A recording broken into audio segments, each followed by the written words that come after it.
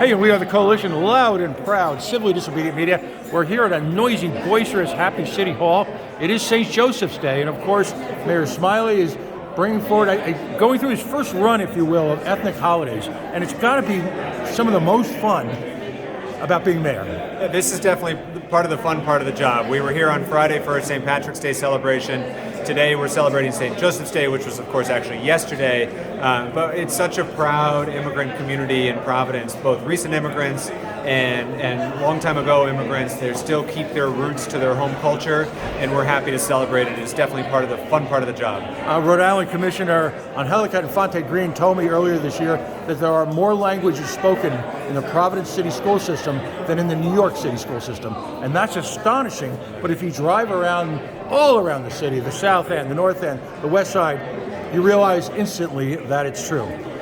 But great news this past week for the city of Providence. I think in a very underreported story, and certainly one of the great accomplishment in your still new administration. Moody's jumped in this week and significantly raised the bond rating for the city of Providence. That's on the heels of Fitch just a couple of months ago doing the same thing.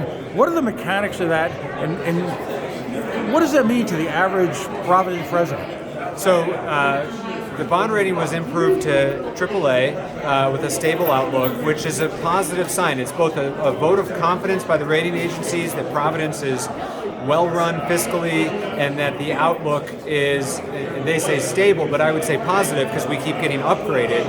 And what that means for the average resident is when the city goes out to borrow money for either street paving or school construction or any of the other capital expenditures that we go borrow because they're long-term assets, we'll be able to do so at a more affordable rate. So that means either we'll have to borrow less money or we'll be able to do more work.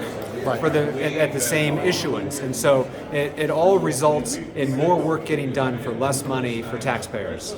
You know, it wasn't that long ago that the fiscal outlook on Providence was not described in bond ratings, but in hurricane ratings.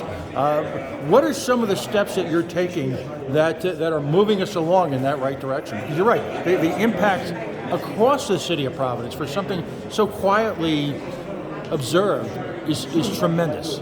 That's right. So there's really kind of, I would say, two major factors. One is kind of internally making sure that we have our fiscal house in order, that we're running balanced budgets, that we're managing to the budget, that we have strong financial controls in place, that we have skilled, competent professionals as opposed to political appointees that are actually managing the city's $500 million budget, that gives the people who might buy our bonds the confidence to say, we're going to get repaid.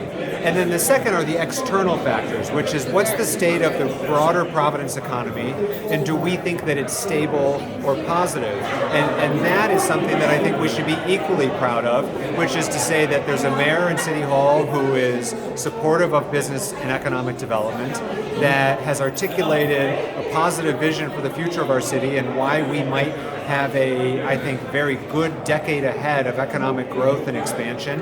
And these two things together get analyzed by the rating agencies, where they then say to potential debt buyers, we think that this is a place where you can have confidence that you'll get repaid, and therefore you price less risk into the transaction. Right, and breaking into these higher ratings allows for a broad array of institutional investors to participate in Providence debt. That's right, and then effectively drive the costs down, right, which means tax savings for our taxpayers. Well, congratulations, great news, and let's keep spreading the love here in the city of Providence City Hall. Thank you.